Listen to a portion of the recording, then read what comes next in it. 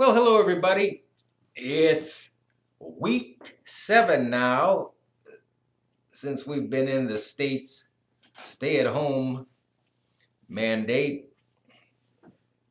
Man, time flies, doesn't it? So as we begin week number 7, finally the weather is starting to break a little bit. It's getting a little nicer outside.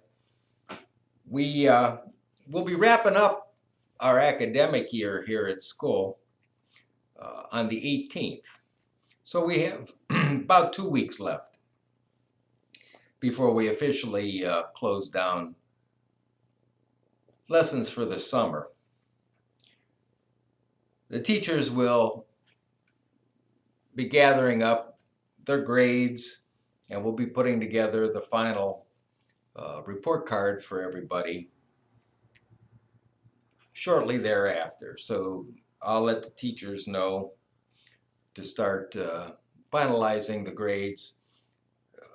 I want to thank all those kids who have been struggling along with us here as we try to provide meaningful lessons and instruction to you to keep your minds active.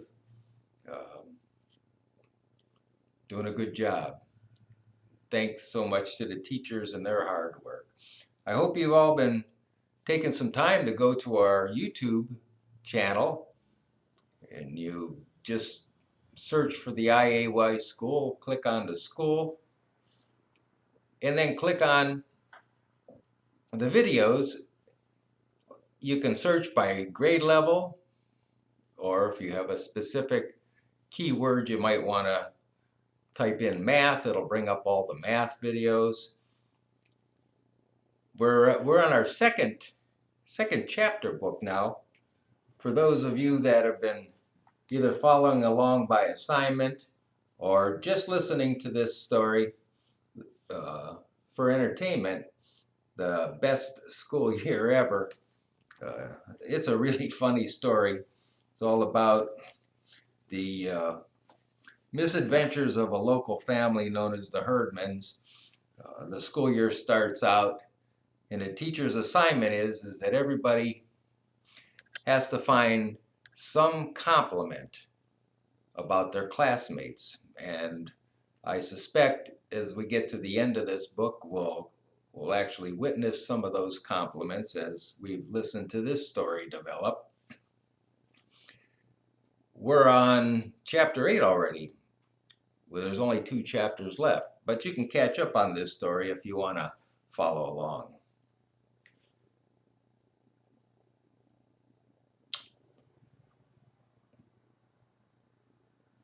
Still no word from the governor on just when more of the normal things that we're used to begin to open up. Today marked the opening of some businesses, factories, and offices.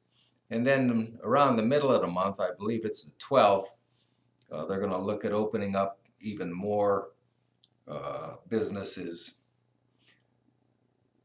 I listened to his update today, but before I reflect on that, yesterday around lunchtime, a friend of mine who works at a hardware store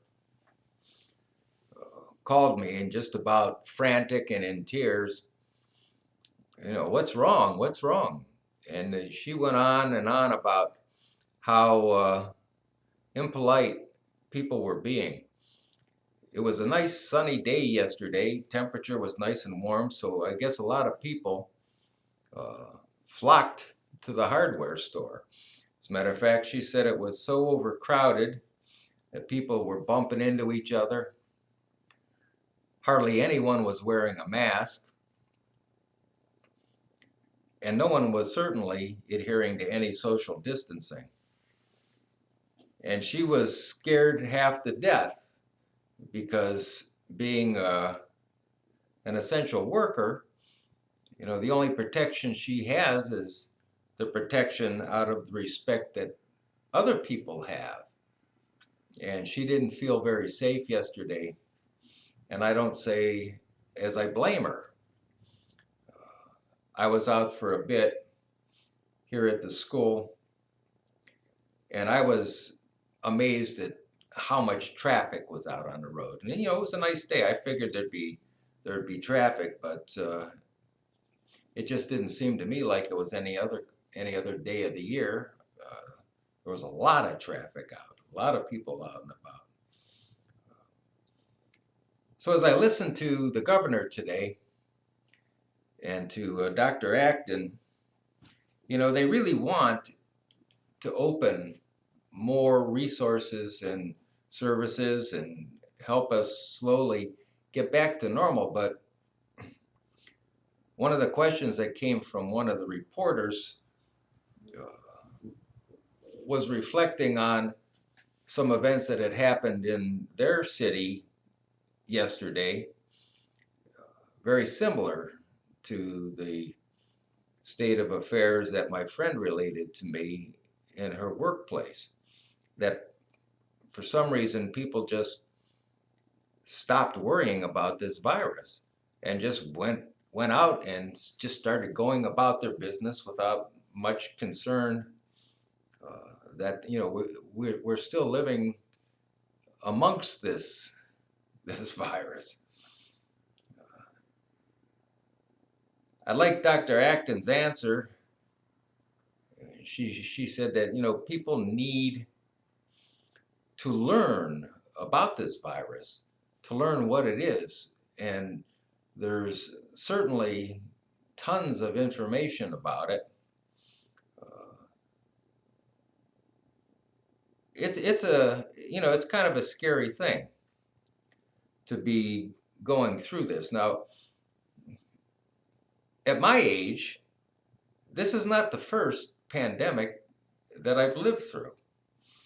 And there have been some recent pandemics that really didn't impact the United States, but most of these young people don't remember when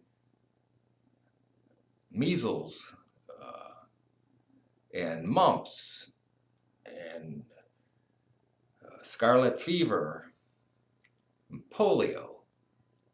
And I can remember these things, and I can remember getting them as a kid because we didn't have vaccinations.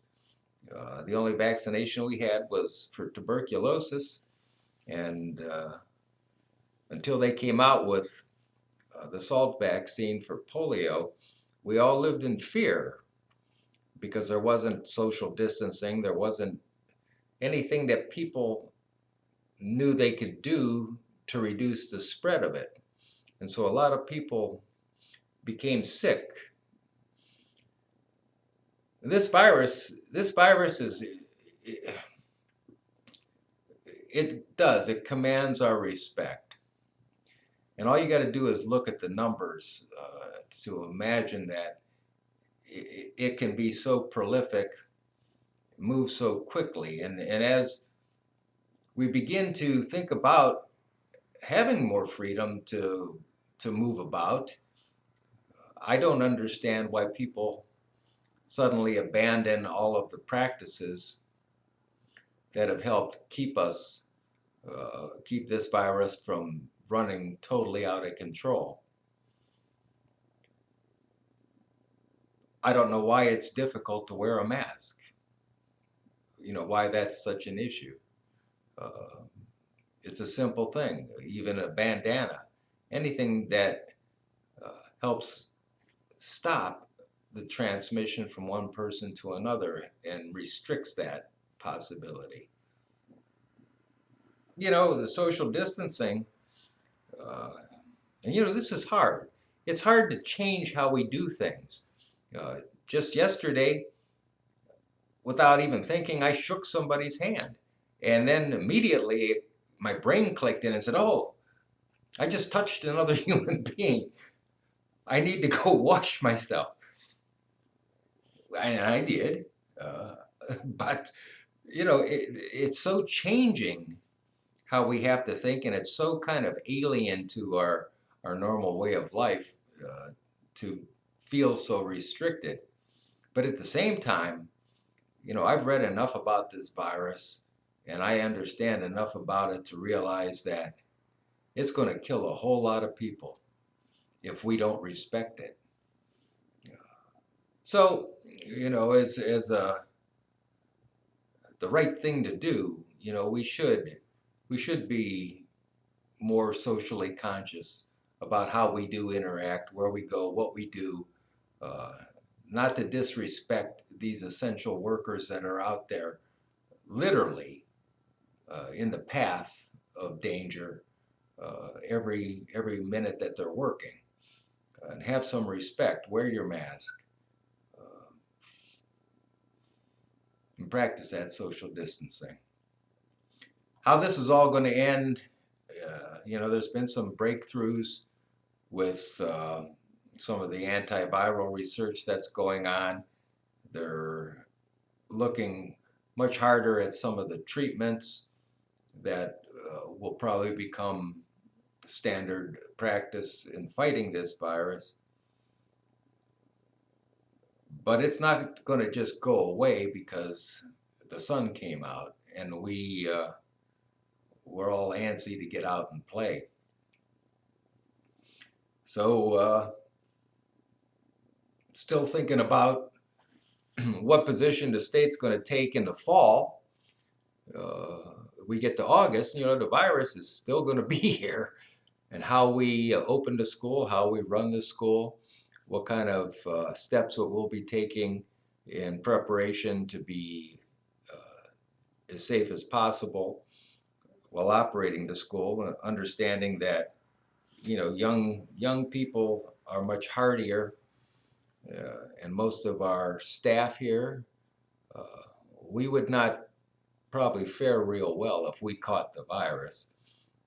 So it's just something that we're working on, some plans on how we can get our school up and running in the fall, and just how the world's going to be looking when we get to August.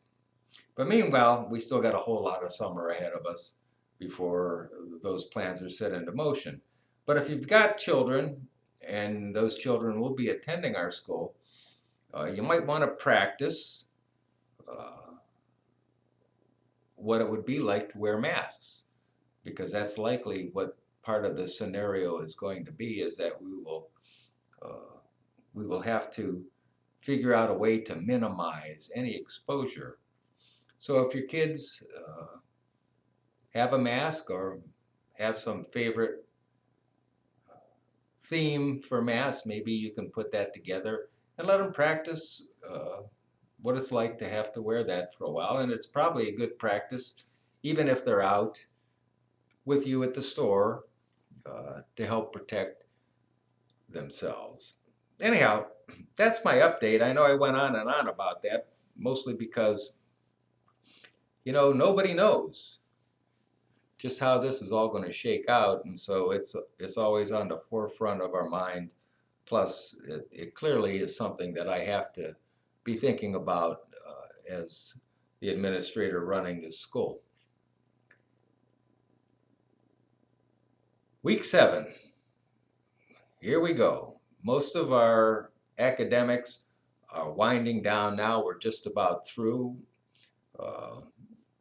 with the lessons, so that's good.